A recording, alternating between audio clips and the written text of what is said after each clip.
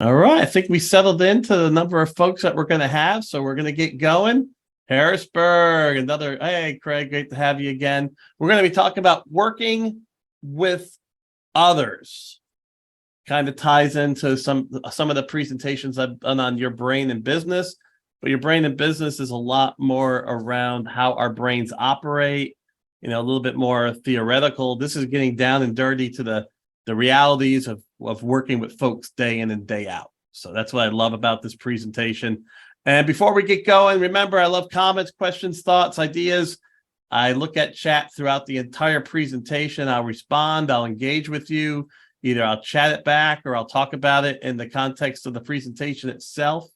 So don't hesitate to share books that you read that relate to it, ideas that you've tackled, ideas that you have that work, techniques that you've utilized in the past around working with others. And certainly from an SDLC perspective, software development lifecycle perspective and project perspective, this is a very challenging topic. So let's get into it. There we go. Why don't you imagine for a second? So close your eyes and imagine someone that you don't like. Think about him for a second, or her. Think about him. That's funny. Think about him or her for a second, or them or they. Think about the attributes, some of the things they do. All right, you got that in your head. So what I'm going to tell you is that somewhere out there, when somebody else is asked to do this experiment, they see you. This is the first part of working with others. It starts with you. This is a very difficult concept for folks. They don't want to hear that. They want to hear how they can change somebody else, or what can they do to change somebody else. But the reality is, working with people, the best, the most successful people working in complex and complicated environments, dealing with cognitively diverse teams, is they know about themselves. And the thing is regarding this whole concept of working with others, you can't change others unless you have a magic wand and you could do hocus pocus and poof, you're like, what do you call it, the fairy godmother or whatever, crazy wizards or witches, whatever that you like on TV or movies or cartoons. You can't change others. You can influence all day long, but you can't change them. What you can change is how your actions and your reactions in your environment. That's what you can change. There's your control factor. So as you start thinking about working with others, you're always going to go back to this concept of me first, you. What are you doing right? What are you doing wrong? How can you fix your actions and your reactions in order to get the environment around you more productive, more cohesive? And then how do you train this concept? How do you help others understand they have to put the mask on their face first before they start putting masks on other people's faces? So important concept here. If you get anything out of this presentation, this is the concept. This is the basis, the foundation of working with others. Now, of course, we're going to get into the details because we all love details. The first scenario for you at working with others is that people work with people they like. They work with people they like.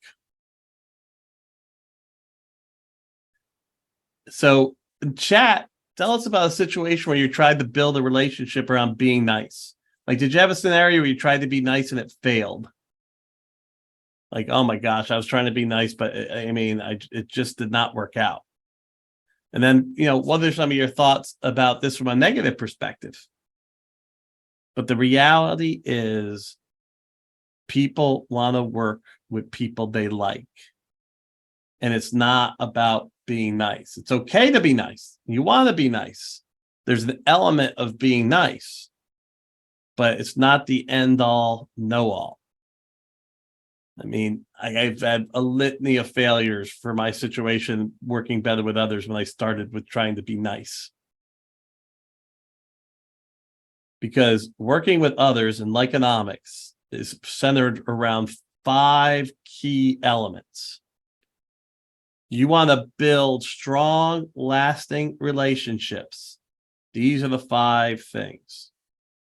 And there are some catches for software development professionals that they have to watch out for, specifically around relevance, simplicity, and timing. Well, I'm glad that being nice has always worked for you. That's fantastic, and you should always be nice. But the reality is you must also be doing some of these things correctly, because if you aren't, even though they might show that they like you, they're still not going to want to work with you on a consistent basis. Being nice might be good to have someone around hanging out together. When it comes down to getting work done, folks want these bedrock elements. Parenting is a great example, Wendy. Jenny, being nice can come off as not genuine or even nice. You have to know something. You have to have skill. But the real reality is, even if you're skillful, if you're not doing these 5 things, you could still be someone that once the project's gone, I never want to work with you again. You want to be someone that people go to on a consistent basis. So you have to be truthful. I used to be a number 2 in companies all the time. You have to add value to the relationship as well. Good point, Jenny. But you have to be truthful. That's adding value, being transparent, telling people what they should be hearing. And when you're leading a team, what you end up seeing is people tell you what they think you want to hear or what they want you to hear. What you want to be is a truth teller, direct, consistent, relevance. This is difficult because you change relevance based on someone's persona. And this is a problem sometimes. We know what we know, and we just want to espouse that. But there's times where that should be espoused, and there's times when it shouldn't be espoused. And you should look at loosening up the information or making the information more detailed or spinning the information another way to keep it relevant. Backing up your words with actions. That's important as well. But those actions should be tied to truth, relevance, unselfishness, simplicity, and timing. If you're going to be selfish, it's okay. You just have to acknowledge that. And you don't want to be that. Don't want that to be the consistent vein by which you ask questions, which you try to dig in deeper because it's all about you. But the simplicity thing is important. The simplicity thing is hard in your environments. But the reality is, working with others, if you can keep things simple, there's better understanding there. Finally, timing. There's the time to do things and there's a time to not do things. This is where you want to know body language a little bit better. This is some great feedback, by the way. Yes, I mean, that's a good play. There's some great comments about other elements as well, which is awesome. Keep sharing those thoughts, which are great. You know what, Michelle? Then you're in the wrong scenario. If telling the truth gets you in hot water, there's another scenario that you could do, which is take your great skills and move somewhere else. Because it should not get you in the hot water. You should be able to be transparent and accept what happens. You're transparent, then you accept the outcome. Are changes going to be made? Great. If they're not, can I accept the fact that those changes aren't going to be made? But if you can't be transparent, that's a problem. And then finally, as we talked about this timing thing, and then Jenny talks about it's harder to read people. This is interesting. We have to depend on our skills. Yeah, we're going to get into that, Jenny. Absolutely. So when you're driving this economics, there's also communications associated with it. So you have to understand that there is a believability crisis out there. So the more that you can focus on getting micro expertise in, getting that micro expertise in to support some of your ideas, some of the directions you want to go in, can help beat the believability crisis. The people are always in critique mode. They're always in confirmation bias mode. So you have to break down that by being able to bring in some of that expertise. And then also Mary Beth, great share as well. There's that simplicity in the foundation of your communication. Too complex just gets people more nervous, gets people more turned off, really fires up their effective forecasting issues. But then the stories. Storytellers connect with people and can get things done better. 3 elements: a beginning, a middle, and an end. Protagonist, antagonist. What is the outcomes? We need to get better at storytelling in these complex environments, because that's how we have traditionally learned. That's how our DNA is tied to stories. Books we read, movies we watch, TV shows we watch, all wrapped around stories. But the last one is remember the emotional scenario.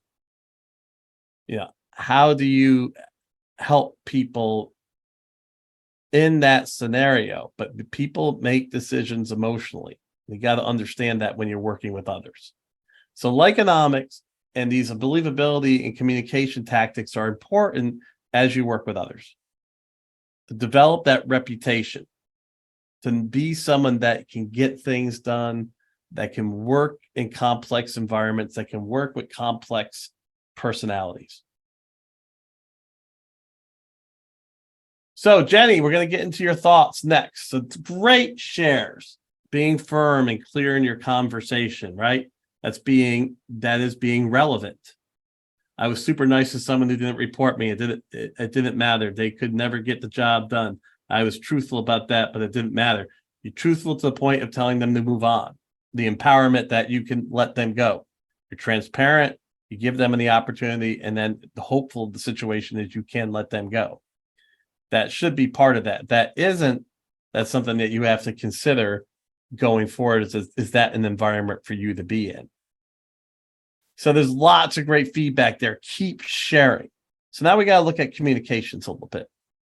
And in this virtual environment, there's so much challenge because that body language is such a core element in communication. And working with others, you want to be able to learn tells. Timing tells might be when somebody stands up in the conversation with you, or they start folding their arms. I mean, all these different tells you can look at when you're engaging someone in a live environment that support and helps you understand what they're really thinking. Because look at that, 10% of communication is in words. Now we've got in these environments, like in the email environment, all you have is the words, and we know what that can cause. In these virtual environments, we can get tone, but we're missing a lot of elements of body language, especially if you have 50 people on a call with these little teeny camera pictures. Yes, Chuck, radical candor, great share.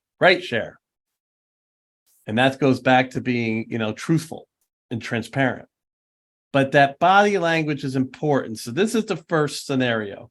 How are you at understanding body language, at reading somebody's tells, tying them back to maybe you're missing on one of those 5 elements, and then listening to the tone to get whether someone really is understanding what you're saying or is really connected with what you're saying, or is having issues with what you're saying.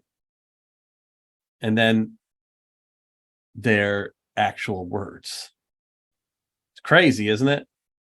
But as we talked about previously, actions, Craig talked about it, actions. It's the actions that will ultimately, and the way the body is moving, that's ultimately going to give you insight into what's actually going on. Yes, it's funny about that, right? What are the elements at work? The elements at work there is very interesting, is that you will continue to work with somebody who knows what they're doing. They're relevant. Relevant is knowledge at the work they're doing. Ultimately, they get things done. And what happens is that person will be utilized to the point by which their value is gone. Usually, this is an area of somebody with an expert power base that's hard to find.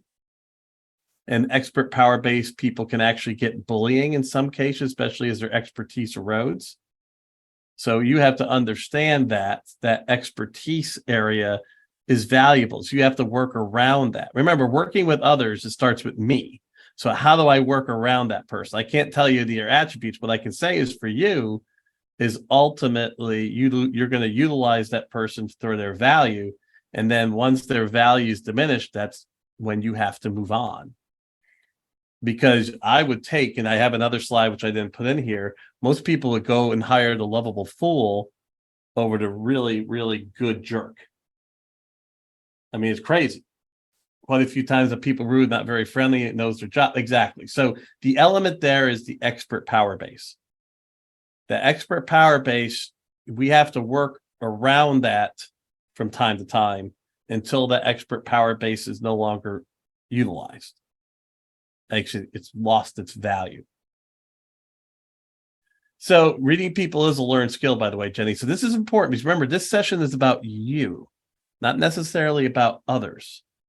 Meaning you have to change and adapt for your situation. So when you're dealing with the expert power-based jerk, ultimately you want to be transparent.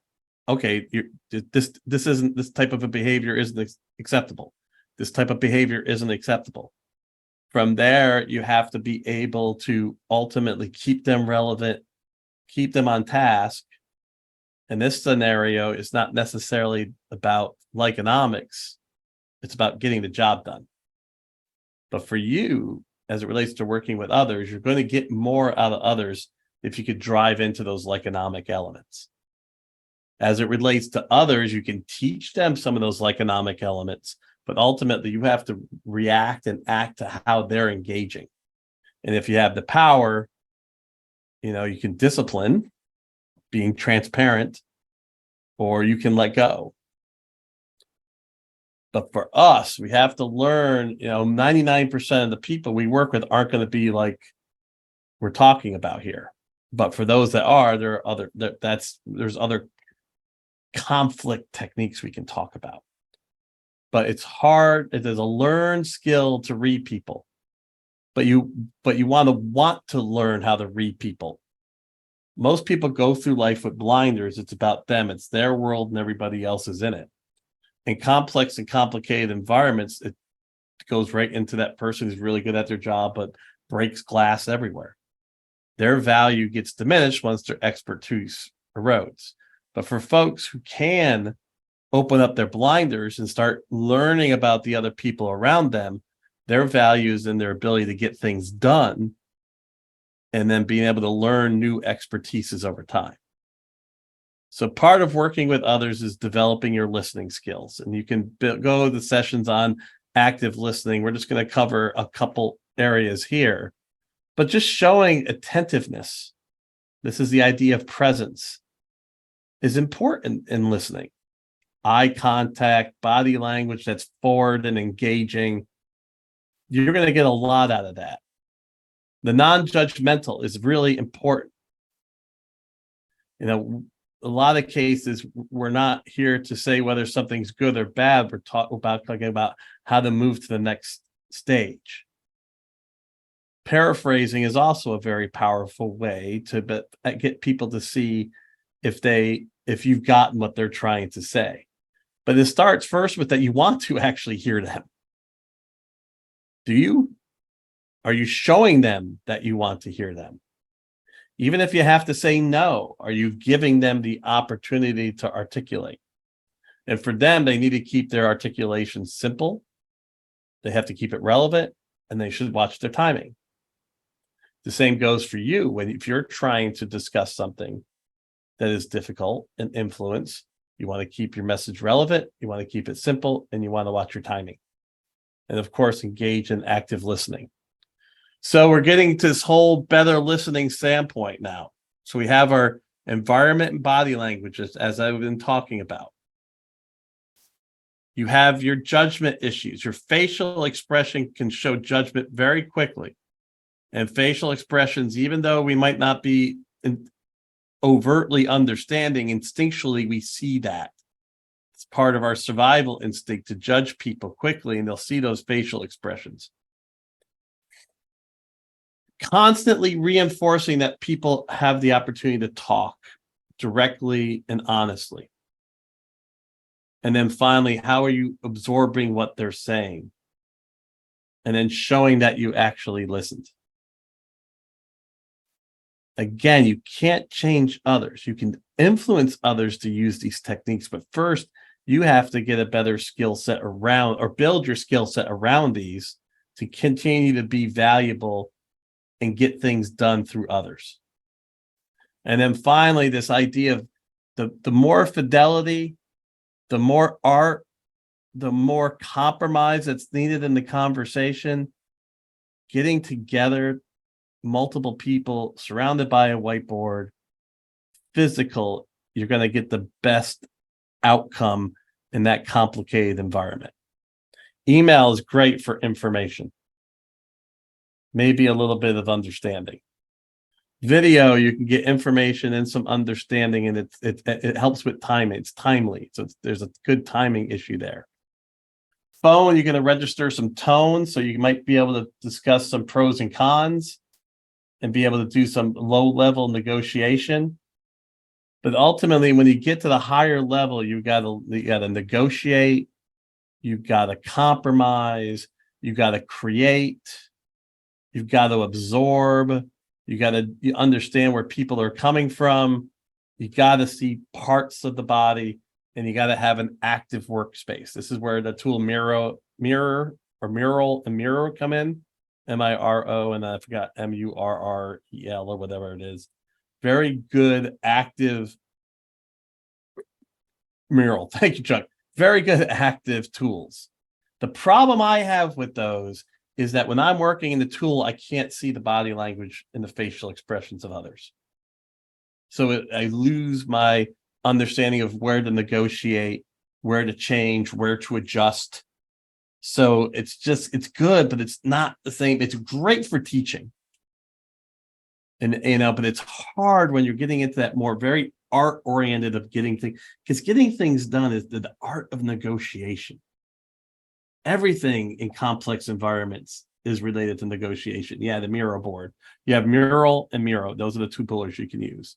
And that's what's very hard to do non-physically, face-to-face. But the better you build your techniques to do that, the better outcomes you'll have, because that's the world within. I have to do a better job of understanding how to minimize the Miro board so I can see the images when we're working in the Microsoft environment. But remember that piece of it. You're putting yourself at a disadvantage if you're negotiating over a phone. Okay, working with others. Remember, it starts with us, not just them. So what I want to do is I want to get to the element of frustration. How do you handle frustration? Do you know yourself enough to catch yourself when you're frustrated before that frustration turns to agitation and anger, which then turns to being disconnected? What we want is we want to be as connected as possible within the stream of the energy of the organization. The more you get disconnected, the more you get less productive, and you ultimately develop the point of which you won't want to be there. Hey, Raymond, no problem. Great. Good luck. Now let's talk about this. How does information experience play role? Like you touched on expertise. Can you please elaborate? Expertise is getting at, in our environments, a specific technology expertise. Like somebody knows how to do training on machine learning and feature engineering for machine learning, or someone knows how to code in a specific language, or someone is very, very good at estimating, whether it's in waterfall or agile. There's this expertise area there, and there's a power position in that expertise that we need to utilize. What we have to watch out for is if we come at it with expert power base, we have to control our ability to get absorbed by that power, which I'm going to talk about in another slide. And as it relates to the communication channels, what I'm trying to get at is the more you have to negotiate, make decisions, facilitate actions to get to the next step, the harder that is to do in an email document or a video document or a phone call. It's hard in a video, it's hard in a video conference live like this. So what I say is that at the bottom, information sharing is great, some understanding sharing, but when you have to get things done through people and with people and do complicated negotiations, that's where, they're getting together at least electronically live. If possible, physical live is going to give you the best opportunity to get the best outcomes working with that group of people. Hope that answered. If not, definitely add your thoughts. But we got to get back to this frustration thing. Because when we talk about emotional intelligence, at the end of the day, it's about building the skills to manage yourself. Because you can't do 2, 3, and 4 without doing number 1. So I always talk to people when I interview them. I ask them what frustrates them and how do they handle frustration? Because frustration is the gateway to less productivity and to ultimately disconnecting with the organization. So how do you handle frustration?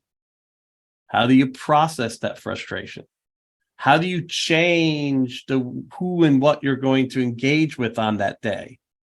Part of being emotionally intelligent is self-management, which means maybe you shouldn't put yourself in certain situations given your current mindset, given your current state.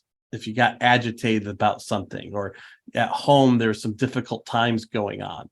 So you should understand where you stand and then self-manage with regard to what you're going to do and how you're going to do it for that day. But really, going back to being self-aware, that frustration thing is so important because most people just absorb it because of fear. Fear to be honest and trust and transparent, fear that they're going to lose their job if they push out. But building that psychological safety, which we're going to get into a situation in a moment, can help you deal with building more muscle around being more honest and more direct.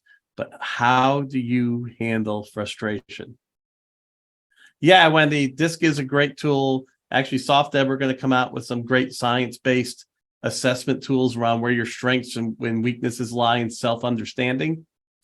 Because then as you build 1 and 2, then you could do 3 and 4. The problem is we don't help people build out 1 and 2 better.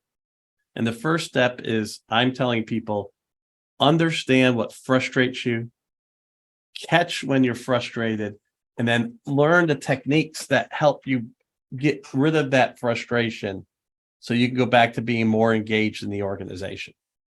Because frustration is an eater.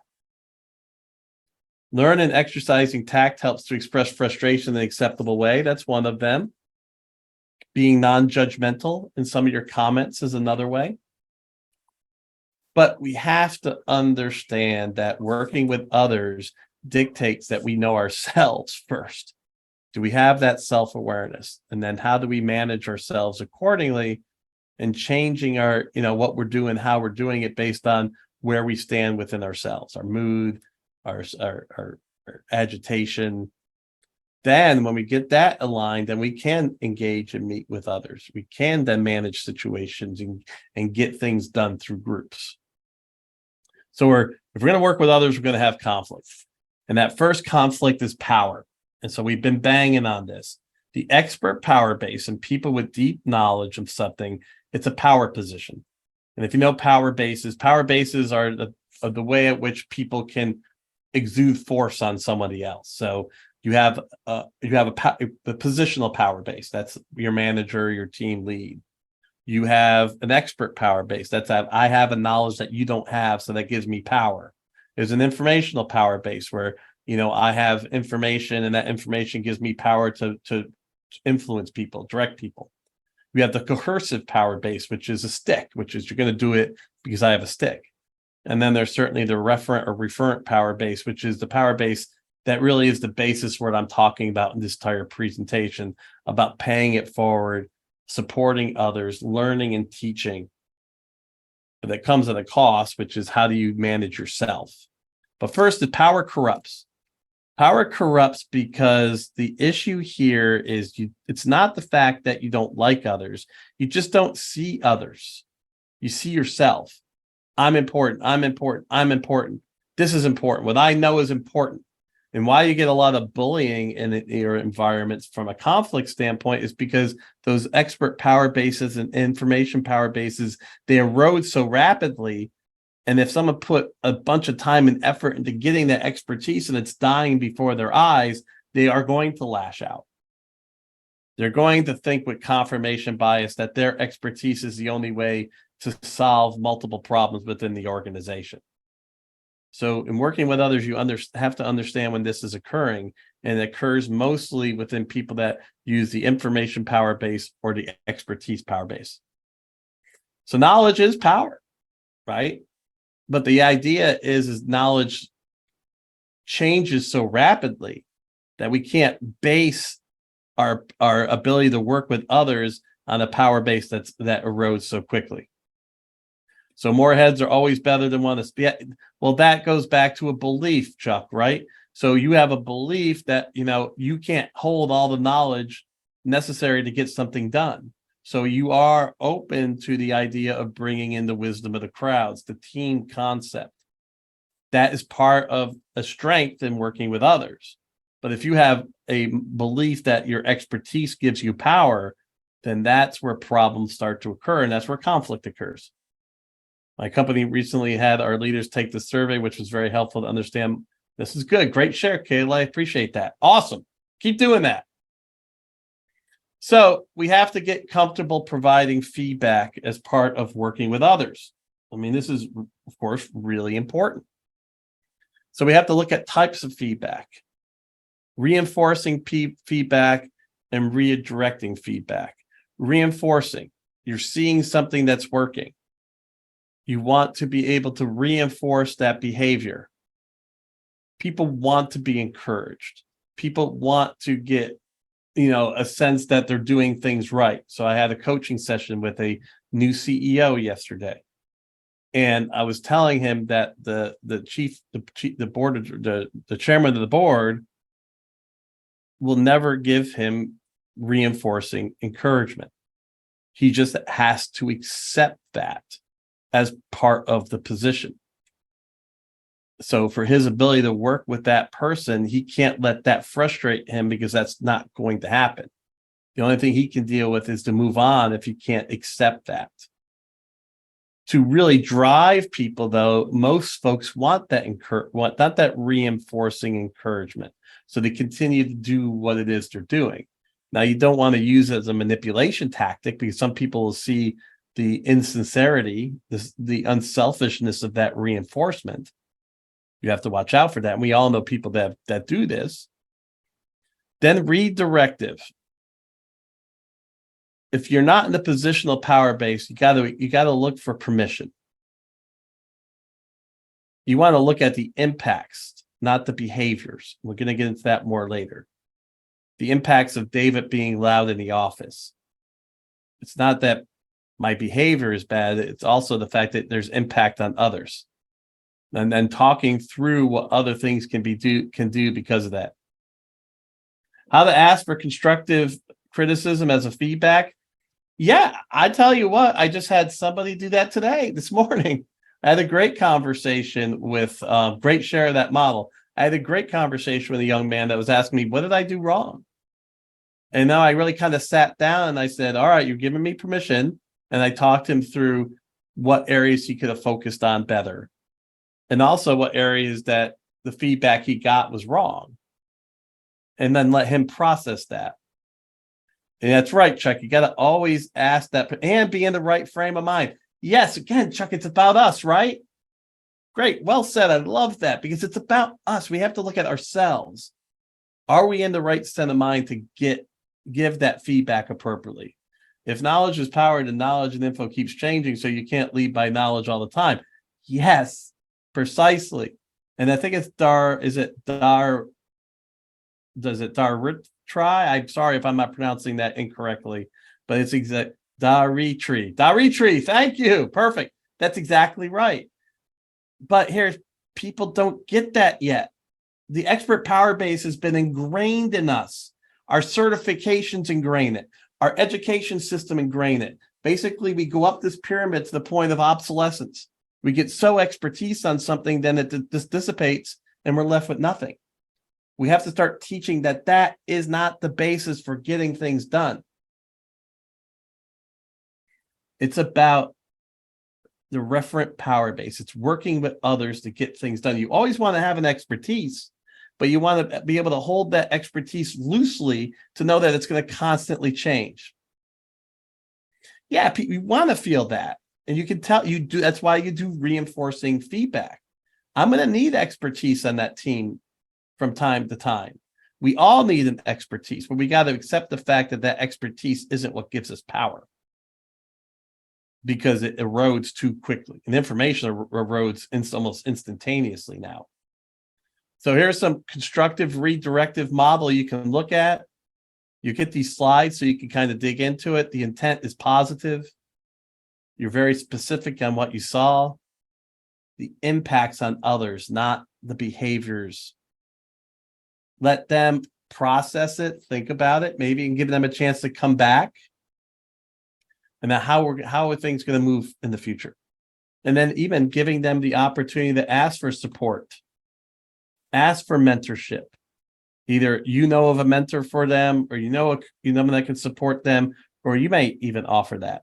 And remember, not everybody is going to have a coach, but in teams, we should be supporting one another with our strengths and our capabilities. So using this type of model will support that and make the process of giving that information, that redirective information, more powerful and more successful.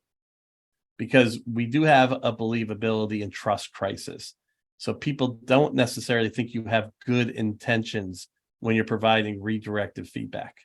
And you can't just have the positional power base do that any longer and flatten organizations. If you're on a self-directed or self-organized team, you have to give redirective feedback to one another and understand when, it's like a feedback loop on both sides. If you're not looking in that direction, then nobody's going to get feedback on that team. The judgment's important. You've got to be able to control that, to come to a judgment. Ultimately, you have to make decisions. And you will make decisions. But as you're working through this type of redirective feedback, it's not about judging. It's about looking at the impacts and us saying there are better impacts. And then the example. I'm not rude and overbearing. The reality is you have lots of great ideas, which is good, but I need more diverse input. So what I want you to do is give some ideas and then let others present so that we can process all the stuff that's around us. If we only listen to just your feedback, then I'm not going to get a well-rounded perspective on what's going on. So a very different story than what the first story tells. I have no idea why this person talks so much in meetings. Most likely they're excited and fired up, instead of telling them that they're rude and overbearing, which will completely shut them down. So, Chuck, you talked about this, the you and the feedback. Are you being unrealistic in what is supposed to happen? This happens a ton.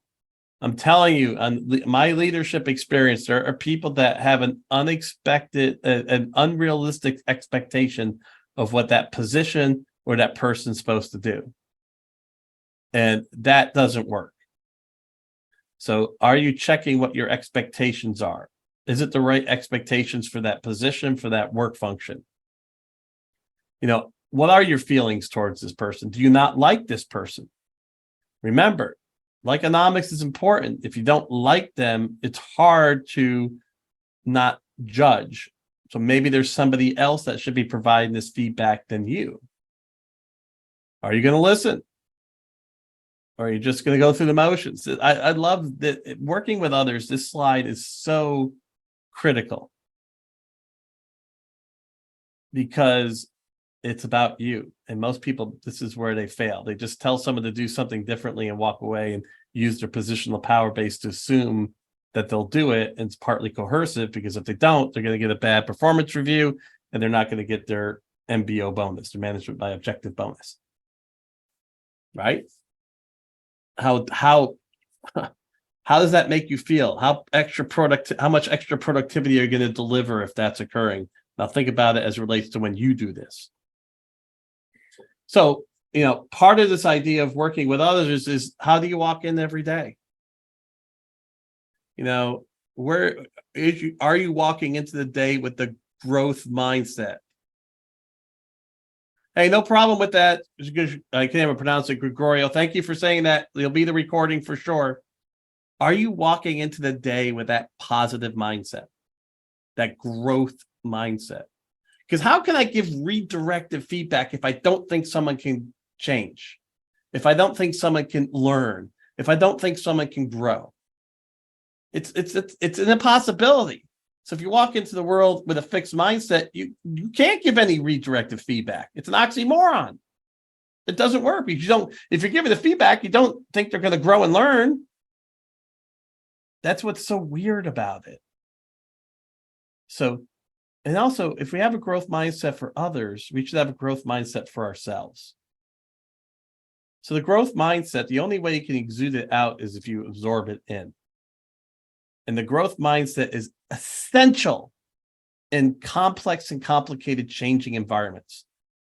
You can't operate successfully with a fixed mindset because you will get more and more frustrated, you'll get more and more depressed, and you'll get more and more anxious. Well, anxious first and depressed second. And you will be completely useless.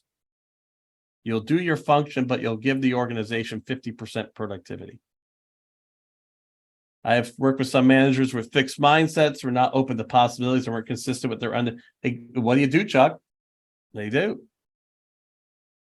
I mean, at that scenario, you have to support with your growth mindset, or you're going to have to move on to an organization with that growth mindset. So this is so important. You are going to make mistakes. You're going to learn and grow and adapt.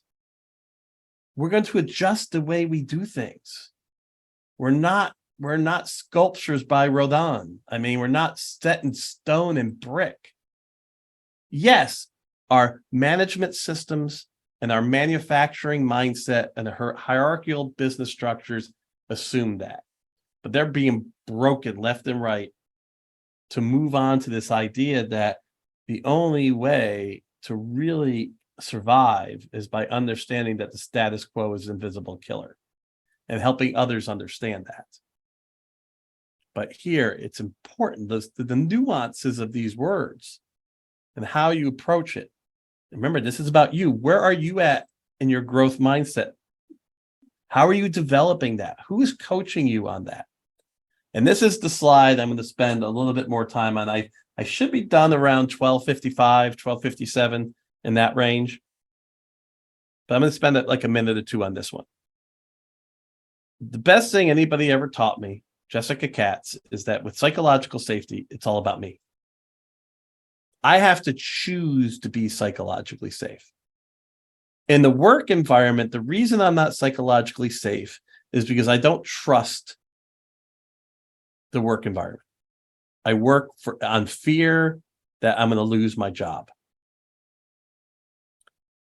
The key here is you can break that bond if you have the confidence that you know that you can always find another job. Then think about it. You operate truly as a free agent, being able to work and do as you please, where you please to do it. And you will exude that energy in a positive way, and people will want to hire you. And if you feel this way, you're going to be so much more productive at work because you are going to be transparent. You are going to be relevant. You are going to be unselfish. You are going to be able to keep things simple. You're going to get things done. All right, great, Wendy. Great share on that. Great. I know maybe somebody else shared the article, but if you can share the article again, that's important. So psychological safety starts with us. We have to accept that. But any environment we're walking into, we got to get rid of that fear of being let go. We have to trust in ourselves that we can find a job.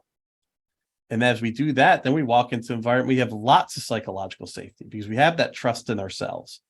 Just like in any partnership, you have to trust your partner. Trust goes away, the relationship falls apart.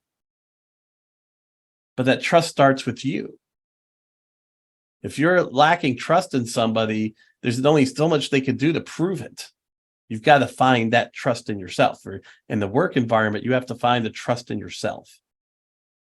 Now, we want to build psychologically safe environments and reinforce that to keep those trusting people there, because I can move. So this is the catch one. The company has to provide the environment, because if you come in with that, if you don't like it, you move. You find the place for you to work. Great share, Kaylee. I appreciate that. Good. So this is why this topic is so important. And the biggest basis for psychological safety is the ability to articulate how you feel, what you see, transparently and directly, without fear of retribution. But remember, when you're giving that feedback, you still have to have respect. And they have to do it in an unselfish way. So we'll get into feedback tools. Most of these come out of the Agile handbook, but I think it's important to look at it, your daily stand-up. Why not do a daily stand-up on yourself as you're self-managed and self-monitor? You walk in the office, you sit in the desk. All right, let me do my self-analysis. That's my stand-up today. How am I feeling? How am I acting? What's my schedule will look like? Is there things I should change and adjust based on where I'm at in my current mindset? For the team, we know how powerful it is. Everybody can come together, check in with one another, seek support where you need it, get help with challenges that you faced from the previous day. It's about connection. The retrospective is so powerful. It doesn't matter whether you're using Agile or not. Same with the daily stand-up. As you go through iterations of work cycles, we do this with MBRs, monthly business reviews. We do this with quarterly business reviews on the operational P&L side. You can do this with yearly strategy meetings, but retrospective should be tight. That monthly business review is a really powerful tool to do a retrospective within. On the project side, if you're using waterfall, what part of the cycle should you do the retrospective? In Agile, we know where the retrospective is. But ultimately, feedback, transparent feedback. Too many people use the retrospective on the Agile side, to kind of kumbaya the team. You kumbaya the team by letting them provide feedback, telling them where they can grow, supporting some of their growth initiatives at each stage of it, and getting them fired up about those growth initiatives. Employee reviews. If you have a staff, each member of your staff, and you're going to laugh at me, you should have a paper file on them with their actions, what they're doing, how they're doing it. So when you meet with them one-on-one, you can open that up and review what your last session was. It's straight from the psychologist playbook. Then when you have their review, you have something you can go back to and look at. Okay, if you do handwriting on an iPad, whatever the case may be, the problem with typing stuff in, you're losing, I know the tools are, but remember, when you type something in, you're losing eye contact and you're losing engagement. Maybe write the notes and type it back in. The reality is, what I like about that is when you're noting, you got engagement, because I want to be engaged in my meeting with you. I want a sense that it's important. The employee review is the most important thing you can do, because ultimately you're focused on how they're going to grow. What should they be learning? Where do they want to go? And this is the world of something called the net exporter of talent. If you want to have a successful career, if you can develop that net exporter of talent mindset, you will build a network of powerful people around you that you can get just about anything done. And a net exporter of talent is someone who helps support people on their growth pattern, whether it's in the company or out of the company, whether they're on their team or on somebody else's team. The goal is to help people matriculate through to get to their point where they can create the most amount of value for themselves. So many people do this wrong. It's crazy. I really like at least a quarterly, review what's working, what's not working, where's then have that ability to do that yearly review. It seems like a drudgery for most people. It should be such an exciting time. We know that coaching is a great tool for engaging and getting support. Why coach or why be coached? Again, you go through a whole hour just on this topic, but remember, this is one of the tools.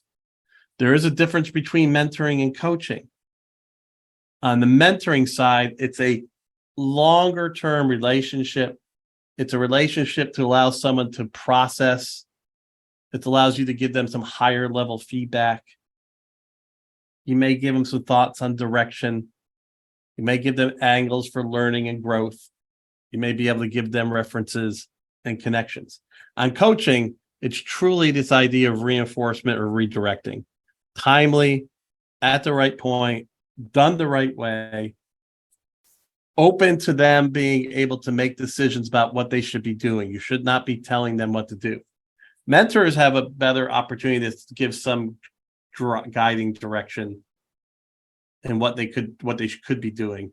Coaching, you have to let them make those decisions. But you got to find those points of reinforcement and redirectment at the point by which it's happening, where mentorship doesn't necessarily have to have that just-in-time element to it. All right, we're almost done. So we're going to end with some of the most important stuff. Being inspirational. Great. Exactly, Chuck. They shouldn't be prescriptive. Absolutely. But hey, here's an example of what I did here. Here's an example of what I did there. Good point. Do you say thank you? Do you say it the right way? Do you say it with true appreciation and authenticity, or are you doing it as a tool? Saying thank you is inspirational. At the right time, at the right moment, through being very authentic in that thank you.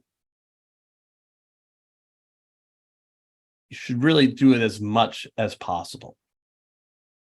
But here's the skinny. We all desperately want to be inspired. Every day we want to be inspired.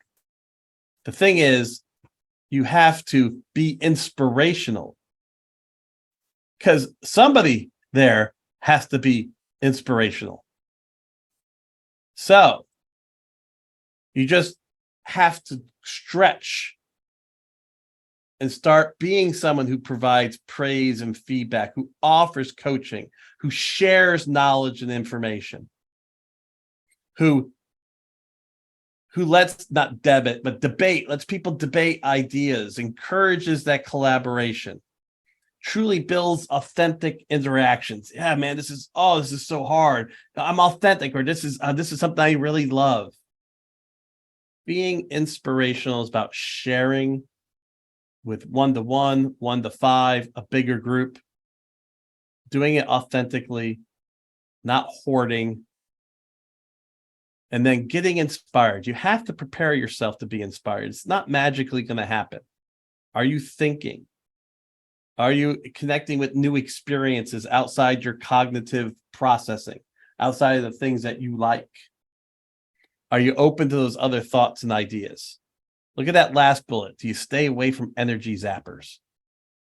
You can inspire consistently, daily, 1-to-1, 1-to-3.